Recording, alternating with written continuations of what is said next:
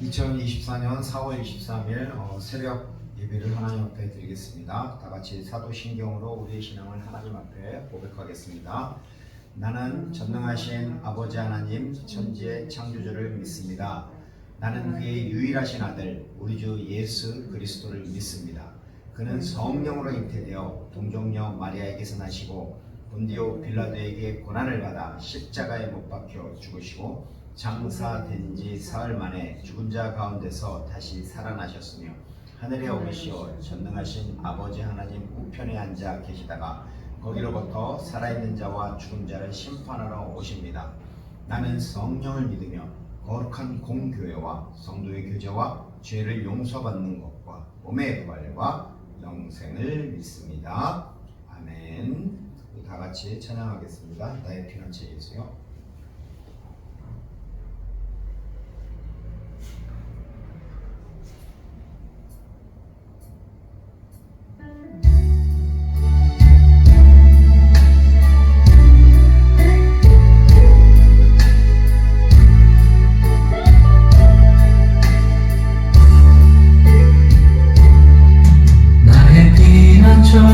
예수 의지해요.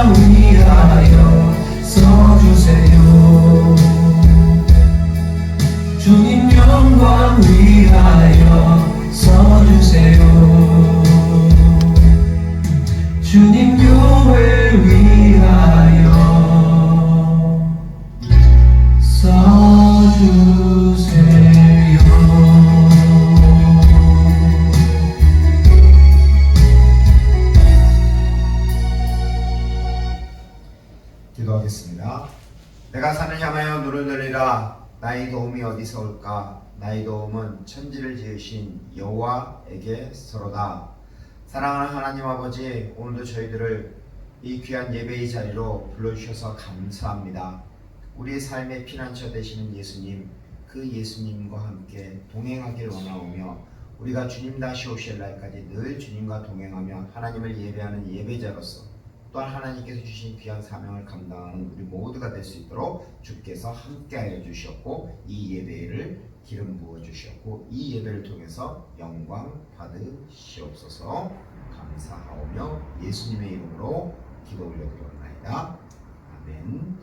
하나님께서 오늘 우리에게 주신 말씀은 창세기 19장 말씀입니다. 1절부터 38절까지 말씀입니다.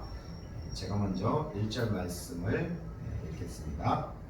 저녁 때에 그 두 천사가 소돔에 이르니 마침 롯이 소돔 성문에 앉아 있다가 그들을 보고 일어나 영접하고 땅에 엎드려 절하며 이르되 내 주여 돌이켜 종의 집으로 들어와 발을 씻고 주무시고 일찍 일어나 갈 길을 가소서. 그들이 이르되 아니라 우리가 거리에서 밤을 새우리라.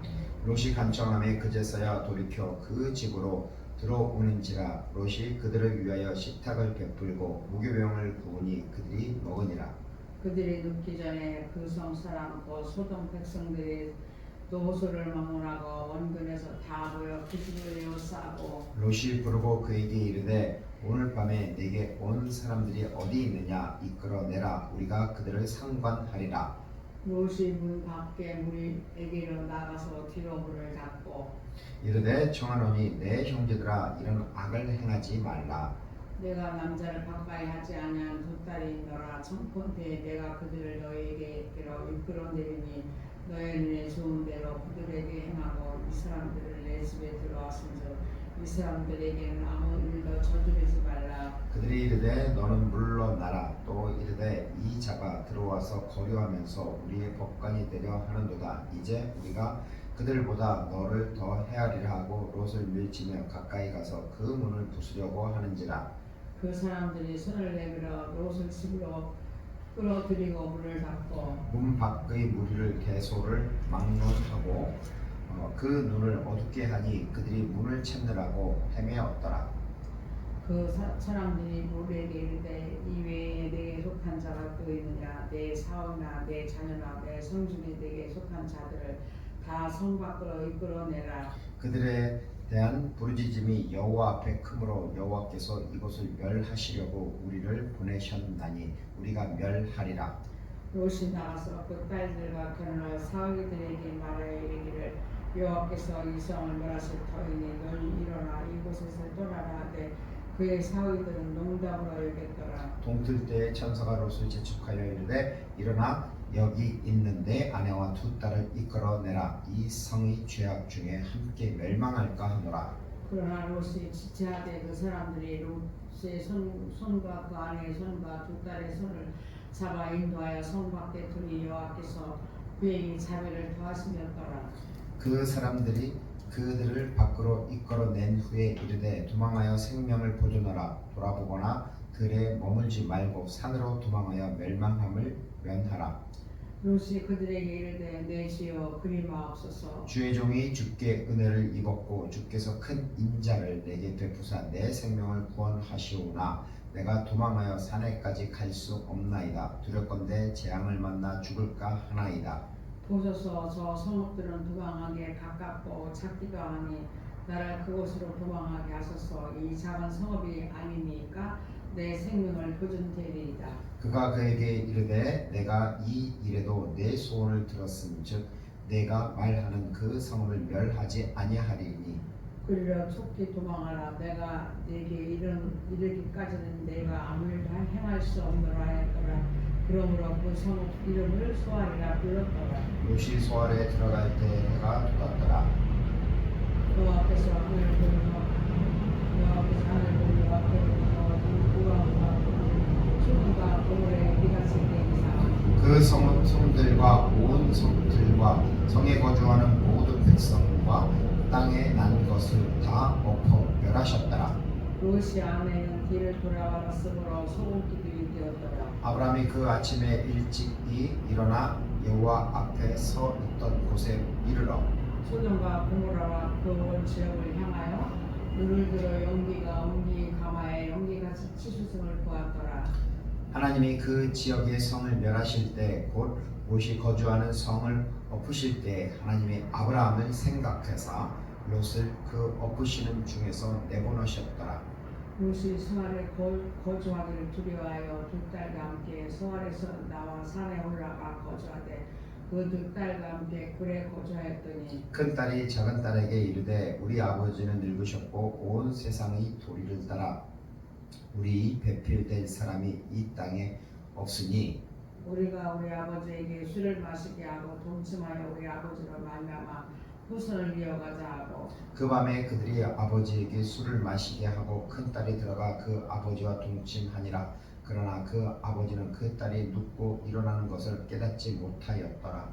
이튿날 큰 딸이 작은 딸에게 이르되 어제 밤에는 내가 우리 아버지와 동침하였으니 오늘 밤에는 우리가 아버지에게 술을 마시게 하고 내가 들어가 동침하고 우리가 아버지로 말미암아 후손을 이어가자 하고 그 밤에도 그들이 아버지에게 술을 마시게 하고 작은 딸이 일어나 아버지와 동침하니라. 그러나 아버지는 그 딸이 눕고 일어나는 것을 깨닫지 못하였더라. 롯의 두 딸이 아버지로 말미암아 임신하고 큰 딸은 아들을 낳아 이름을 모압이라 하였으니 오늘날 모압 조상이요. 같이 읽겠습니다. 작은 딸도 아들을 낳아 이름을 베남미라 하였으니 오늘날 암몬 자손의 조상이었더라. 아멘. 네, 반갑습니다. 주님의 이름으로 사랑합니다. 사랑합니다. 네, 아멘. 오늘 말씀의 주제는 죄와 예수님을 생각하사입니다. 1절부터 11절까지는 소돔의 죄악에 대해서 말씀하고 있습니다. 그리고 12절부터 22절까지는 롯이 소돔을 떠나는 장면입니다. 그리고 23절부터 29절까지는 소돔과 고모라를 멸하는 내용입니다. 그리고 30절부터 38절까지는 모압과 암몬 자손의 조상에 대해서 이렇게 말씀하고 있습니다. 첫 번째 죄는 죄입니다. 주제는 소돔의 죄. 소돔의 죄는 이미 창세기 13장 13절에 말씀하고 있습니다. 거기 보면 이렇습니다. 소돔 사람은 여호와 앞에 악하며 큰 죄인이었더라 라고 말씀하고 있습니다. 이미 창세기 13장에 아브람과 롯이 애굽에서 올라왔을 때 분가할 때 그때 이미 이야기하고 있죠. 그러면 죄가 무엇이냐? 죄는 히브리어로 하타입니다. 하타, 즉 빗나가다 또는 잘못을 행하다, 죄를 짓다라는 거죠. 근데 이것을 헬라어로 보면은 이해하기 편하게 하마르티아라는 데가 있습니다. 하마르티아, 잘못, 죄. 즉 여기 좀 보세요. 예를 들어서 여기 화살이 있습니다. 화살이 있는데 관역이 있습니다. 이 화살이 관역을 향해서 정확하게 맞추면 이렇게 가서 맞게 돼 있습니다. 그런데 이 화살이 자기 의지를 가지고 관역을 향하는 것이 아니라 벗어나는 것입니다. 위로 가고 아래로 가고 자기 멋대로 가는 것입니다. 즉 하나님은 우리를 지으셨습니다. 창조하셨습니다. 그럼 하나님이 말씀하신 대로 우리는 살아야 됩니다. 그런데 우리 의지를 가지고 우리 마음대로 사는 것, 화살이 관역을 벗어나듯이 바로 이것을 하마르티아, 바로 죄라고 하는 것입니다. 하나님은 첫 계명을 아담에게 주셨죠. 창세기 2장 16절과 17절 한번 같이 읽어보겠습니다.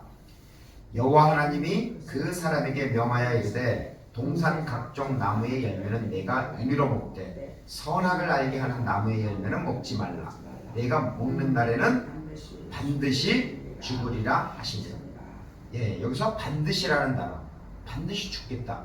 그것을 히브리어 원어 성경에 보면은 무트라고 되어 있어요. 근데 이것은 무엇이냐면 무트라는 단어가 뭐냐면 죽는다라는 것입니다. 그런데 무트라는 단어가 두 번 쓰인 거예요. 그러니까 어떻게 되어 있어요? 반드시 죽는다라는 것입니다.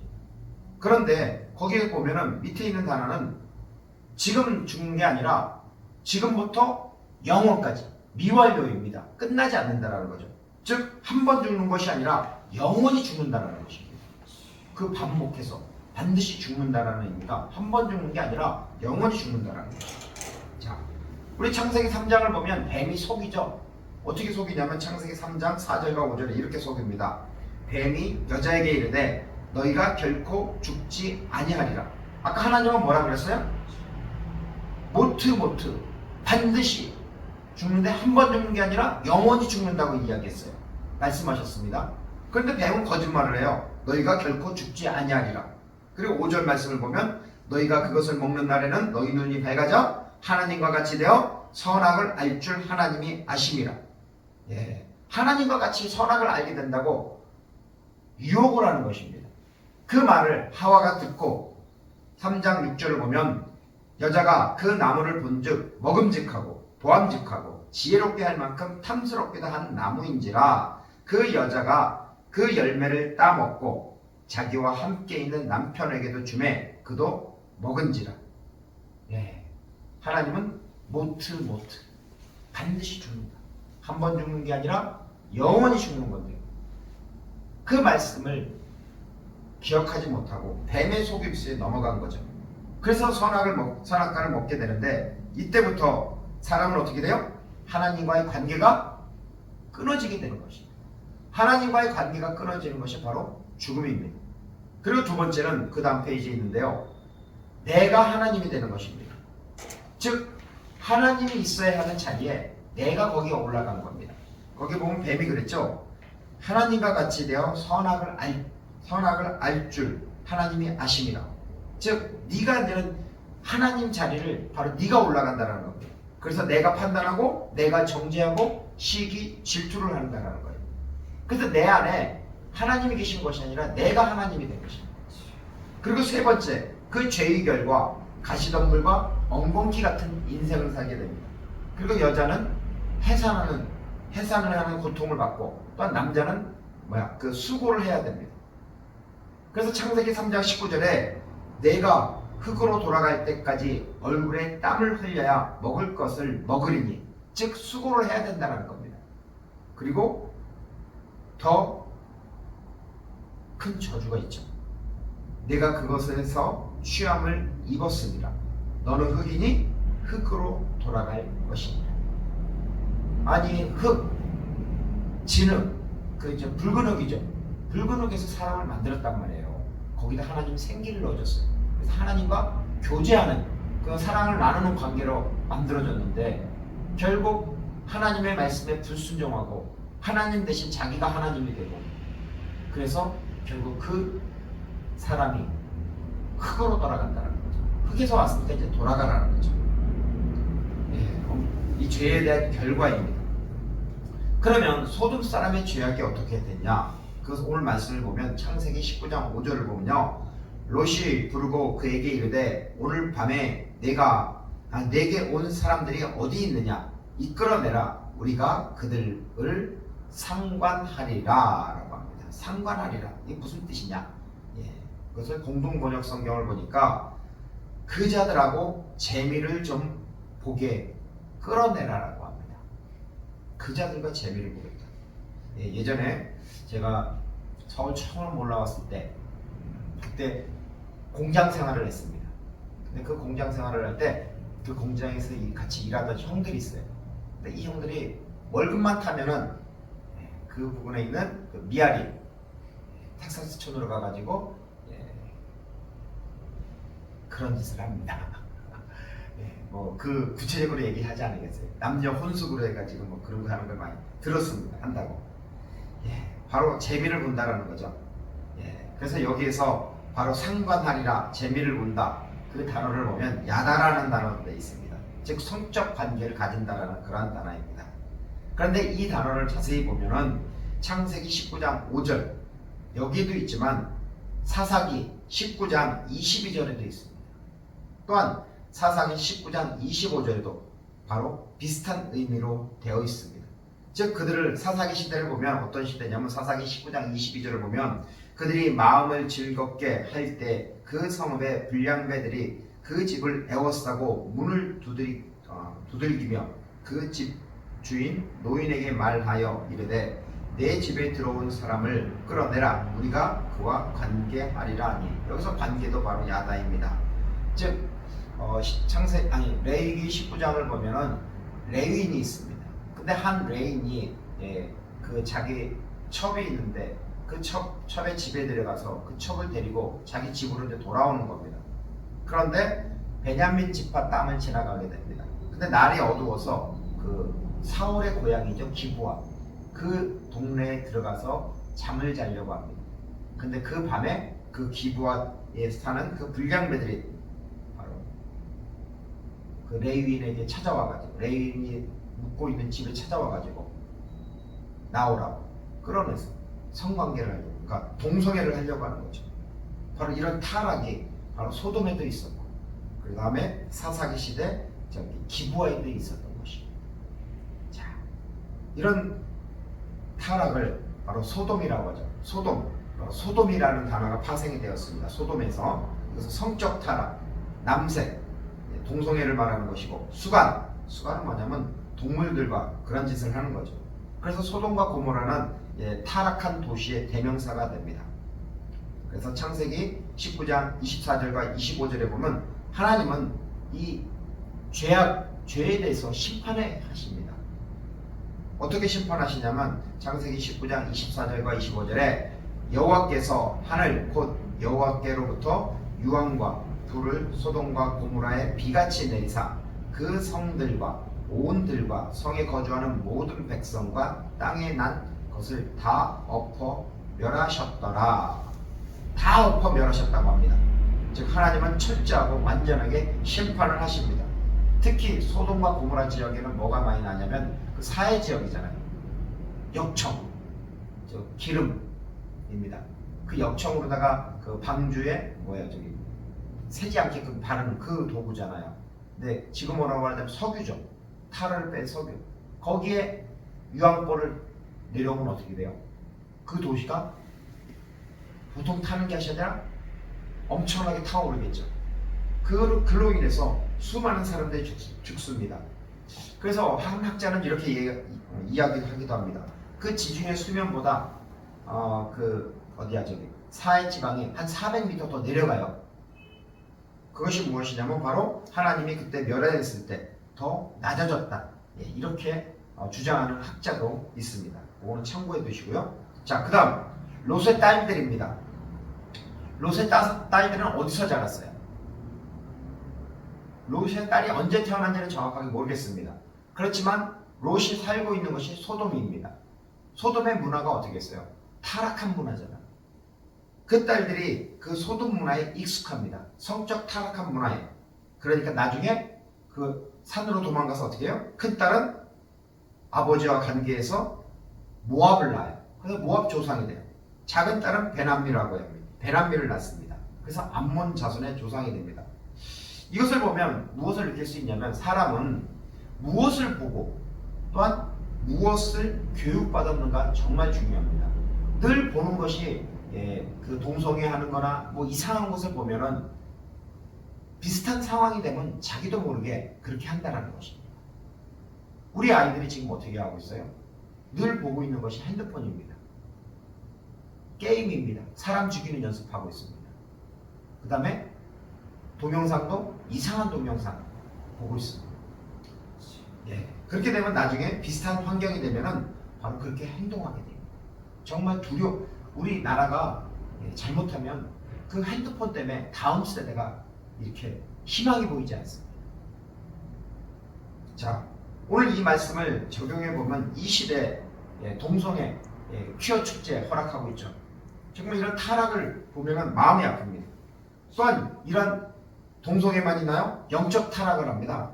우리 동네 여기 우리 화곡동만 하더라도 신월동하고 오면은 왜 이렇게 붉은 깃발이 많은지, 왜 이렇게 우상 숭배하는 그런 데가 많은지, 교회도 이 부분에 한 14개가 되는데 또한 교회 못지않게 제가 처음에 왔을 때 보니까 너무나 그 점치는 데가 너무나 많은 거예요. 바로 옆에 건물도 있고. 엄청 오래됐어. 우리 여기 오기 전에 있을 텐데요. 그래요. 뭐 여기 우리 건물 옆에 이 뒤에 뒷집에도 뭐 여기 점치는 집이었었다며요. 또 저쪽에 보면 그 무슨 절도 있습니다. 절에서 신앙 상담이라고 거기까지 써 있더라고요. 황당해가지고 거기 가게를 내놨는데 내놓는 가게가 다 망하고 가는 거야. 그 가게 들어간 사람들은 다 망해요. 아, 그래요? 내가 볼 때는.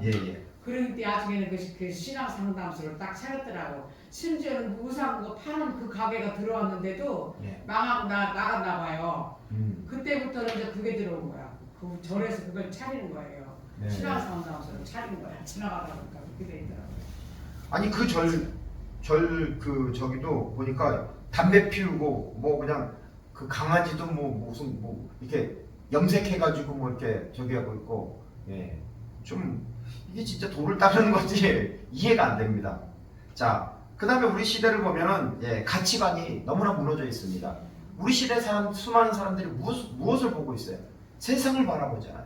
흙의 가치관을 가지고 있습니다. 흙에서 나는 것을 먹기 위해서 그 흙을 바라보고 흙에서 잘 성장하려고 합니다. 아주 출세하려고 하는 거죠. 예. 근데 세상은, 예, 이런 마오르, 가짜빛, 예, 이런 것을 비춰주고 있습니다. 바로 영적인 어두운 상태입니다. 정말 죄가 죄인지도 모르고 있습니다. 동성애가 죄인지도 모르고 사람들은 그것을 저기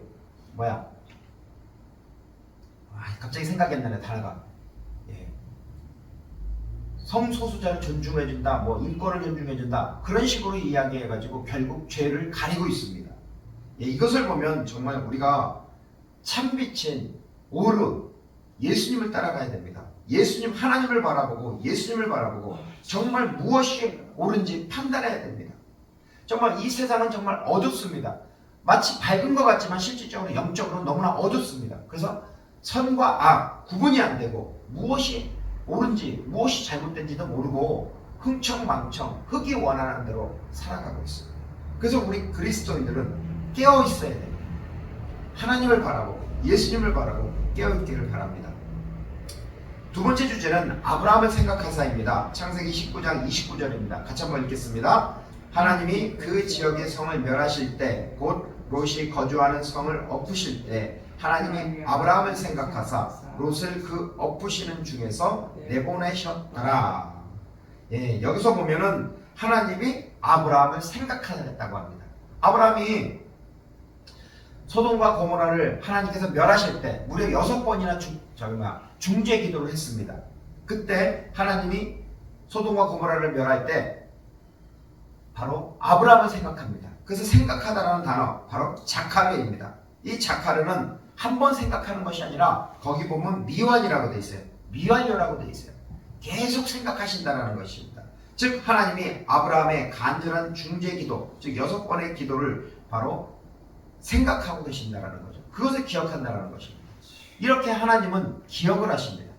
우리가 창세기 8장을 보면 노아의 홍수 사건이 있습니다. 그때 창세기 8장 1절을 보면 하나님이 노아와 그와 함께 방주에 있는 모든 들짐승과 가축을 기억하사라는 것입니다. 하나님이 그들을 기억하여 바로 자카를 기억한다는 거예요. 그래서 하나님이 바람을 땅 위에 불게 하심에 물이 줄었고라고 합니다. 하나님이 그들을 긍휼히 여기시는 거죠. 그렇기 때문에 바람을 불게 해주시는 거죠. 또한 출애굽기 2장 24절을 보면 하나님이 그들의 고통 소리를 들으시고 하나님이 아브라함과 이삭과 야곱에게 세운 그의 언약을 기억하사라고 됩니다. 이스라엘 백성들이 400년 동안 애굽에서 흑이기기, 벽돌, 농사짓는 것, 또한 그 비돔과 라암셋 그것을 건설할 때 엄청나게 고난을 받습니다. 그때 그들이 하나님께 부르짖을 때 하나님은 누굴 기억해요? 아브라함과 이삭과 야곱에게 하셨던 그 언약을 기억하시는 것입니다. 하나님은 잊지 않으시는 하나님입니다. 사람은 무슨 동물이에요? 망각의 동물입니다. 예, 기억한 지 90일이 되면 대부분 다 잊어버립니다. 물론 좋은 추억은 기억하면 좋습니다. 근데 나쁜 추억은 기억하면 좋을까요? 안 좋을까요? 안 좋습니다. 제가 아는 한 분의 지인이 있습니다. 그분의 집은 엄청나게 똑똑한 집안입니다. 아버지도 서울대 나왔고 그의 큰아들도 서울대 나왔고 나중에 미국의 시카고 가서 박사학위까지 받았습니다. 의대. 엄청나게 공부를 잘하는 거죠. 근데 그 형도 엄청나게 공부를 잘했어요. 그런데 어렸을 때부터 상처를 너무 많이 받았어요. 부모로부터, 형제로부터. 그래가지고 그 상처가 늘 기억나는 거예요. 그래서 내가 이야기해주죠. 형, 과거는 잊어버려. 과거를 잊어버리라고. 화장실에 가서 뭐 버리듯이 그냥 미련 없이 버리라고. 그런데 머리가 좋다 보니까 잊어버리지 못하고 있어요. 그게 참 문제더라고요. 자, 오늘 말씀을 보면 하나님은 기억을 하십니다. 이사야 49장 15절 말씀을 보면요, 여인이 어찌 그 젖먹는 자를 잊겠으며 자기 태에서 난 아들을 긍휼히 여기지 않겠느냐. 그들은 혹시 잊을지라도 나는 너를 잊지 아니할 것이니라. 그렇습니다. 하나님은 우리를 기억하십니다. 우리가 잘한 것, 못한 것도 기억하시지만 우리가 잘한 것도 기억하십니다. 또한 우리가 하나님 앞에 심판을 받을 때, 우리가 이 세상에서 삶을 마무리하고 하나님 앞에 가서 심판을 받을 때, 그 심판을 받을 때 하나님은 우리의 모든 것을 기억하십니다. 그렇지만 하나님은 또 한 분을 기억합니다. 바로 예수님을 기억하시기 때문에 우리의 죄를 용서해 주십니다. 그래서 누가복음 23장 34절에 보면 이에 예수께서 이르시되 아버지 저들을 사하여 주옵소서. 자기들이 하는 것을 알지 못함이니이십니다. 즉 예수님은 그 십자가에서 가상치료를 할 때 하나님 아버지 저들의 죄를 용서해 달라고 그렇게 간절히 기도하셨습니다. 그 예수님의 속량으로 말미암아 우리는 값없이 의인이 된 것입니다. 그것을 믿었기 때문에 바로 하나님이 우리의 모든 죄를 바로 잊어주신 것입니다. 하나님은 예수님을 기억하사 예수님의 속량 때문에 우리를 의롭다고 하십니다. 이것이 하나님이 베푸신 은혜입니다. 이 말씀을 적용해 보면 은혜를 받은 자로서 어떻게 살 것인가, 이 아침에 한번 생각해 봤으면 좋겠습니다. 로마서 12장 2절에는 이렇게 말씀하고 있습니다. 너희는 이 세대를 본받지 말고 오직 마음을 새롭게 함으로 변화를 받아 하나님의 선하시고 기뻐하시고 온전한 뜻이 무엇인지 분별하도록 하라라고 말씀하고 있습니다. 나를 기억하시는 하나님, 또한 나의 죄가 있음에도 불구하고 예수님을 기억하시는 하나님, 그 하나님 때문에 우리는 속량을 받았습니다. 그 하나님께 감사하며 또한 예수님께 감사하며 하나님이 기쁘신 뜻이 무엇인지, 또한 그 기쁘신 뜻을 위하여 우리 달려가는 우리 주님의 교회 성도님들이 되었으면 좋겠습니다. 우리 같이 찬양하겠습니다.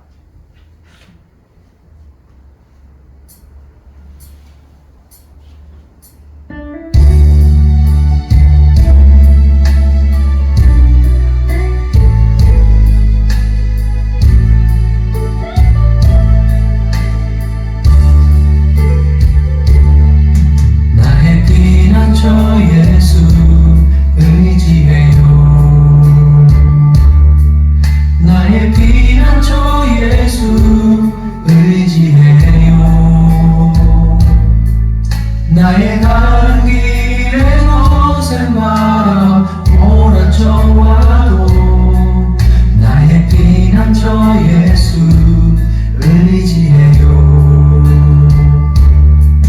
나는 영원히 주님 사랑해요. 나는 영원히 주님 사랑해요. 세상 어떤 것도